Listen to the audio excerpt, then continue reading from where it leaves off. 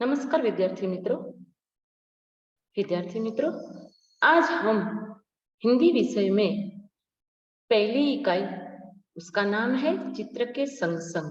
इसका साहित्य प्रकार है चित्र पाठ। चित्र पाठ यानी कि चित्र का अवलोकन करना और अवलोकन करके चित्र है वो क्या समझाता है उसमें ज्ञान लेना। तो आज हम ये चित्र के संग संग में दूसरा चित्र है उसका अवलोकन करेंगे और क्या क्या घटनाएं है और उसमें क्या बदलाव आता है यही समझना है। चित्र को ध्यान से देखिए। अरे अरे ये क्या हुआ? साइकिल का टायर तो हवा भरने से फट गया। कई बार टायर में ज्यादा हवा भरने से टायर फट जाता है। अभी हमने देखा कि ये क्या हुआ, तो हम देख रहे थे पहले चित्र में कि साइकिल वाला है वो साइकिल के ट्यूब के टायर के ट्यूब में हवा भर रहा था। तो अब उस जो हवा भर रहा था वो हवा भरने से हवा कुछ ज्यादा ही भरनी, इसके कारण क्या हुआ कि ज्यादा हवा भरने से टायर है वो फट गया।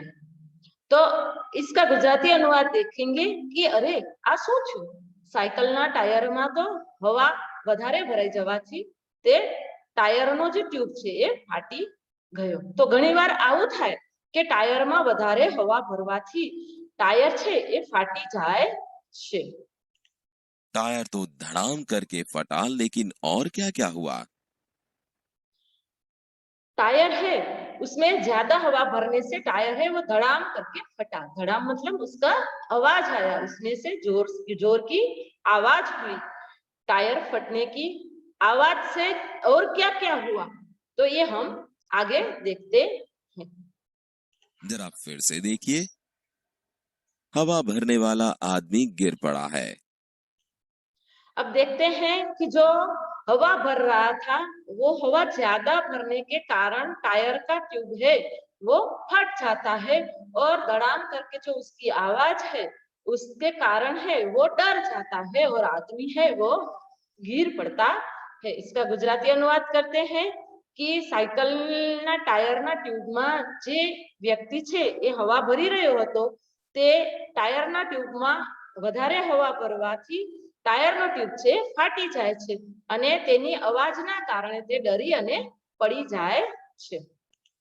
बेचारी कुंजडीन भी टायर फटने से चौंक गई और उसकी सारी सब्जियां जमीन पर बिखर गई हैं। कुंजडिन, हमने आगे वाले चित्र में देखा था कि कुंजडिन है जो सब्जी बेचने वाली है वो क्या करती है, सब्जी बेचने जा रही थी। और अब ये चित्र है उसमें कुंजडिन है वो जब जा रही थी तब टायर फटा तो उसकी आवाज से वो चौंक जाती है और उसकी जो सब्जियां है वो टोकरी में थी तो टोकरी के साथ सब्जियां है वो जमीन पर, टोकरी है वो जमीन पर गिर जाती है और जो सब्जियां है वो बिखर जाती है। इसका गुजराती देखते हैं કે બિચારી શાકભાજી વેચવા વાળી છે એ ટાયર ફાટવાની અવાજથી ચોંકી જાય છે અને તેની બધી જ શાકભાજી છે એ જમીન ઉપર વિખેરાઈ જાય છે। गुब्बारे वाला भी टायर फटने की आवाज से घबराया और उसके हाथ से गुब्बारे वाली लकड़ी छूट जाती है। देखो देखो, गैस से भरे हुए गुब्बारे तो हवा में उड़ने लगे हैं। अब हमने देखा कि गुब्बारे वाला है वो गुब्बारे बेचने जा रहा था। आगे के चित्र में क्या देखा, वो गुब्बारे बेचने जा रहा था, उसके हाथ में लकड़ी थी, गुब्बारे है उसमें धागे से बंधे हुए थे। लेकिन टायर फटने की आवाज से वो भी घबरा जाता है और डर के मारे उसके हाथ से है वो लकड़ी छूट जाती है, उसमें बंधे हुए गुब्बारे थे वो उड़ने लगे। तो अब इसका गुजराती अनुवाद देखेंगे कि गुब्बारे वाला मतलब ફુગાવાળો છે એ પોતાના ફુગાઓ છે એ લાકડીમાં બાંધીને રંગબેરંગી ફુગાઓ લઈ જતો હતો। જ્યારે ટાયર ફાટવાની અવાજથી તે ડરી જાય છે, ગભરાઈ જાય છે, એને કારણે તેના હાથમાંથી લાકડી છે છૂટી જાય છે, જમીન ઉપર પડી જાય છે અને તેમાં જે બધા ફુગાઓ બાંધેલા હતા દોરીથી એ બધા છૂટા પડી જાય છે અને હવામાં ઉડવા લાગે છે।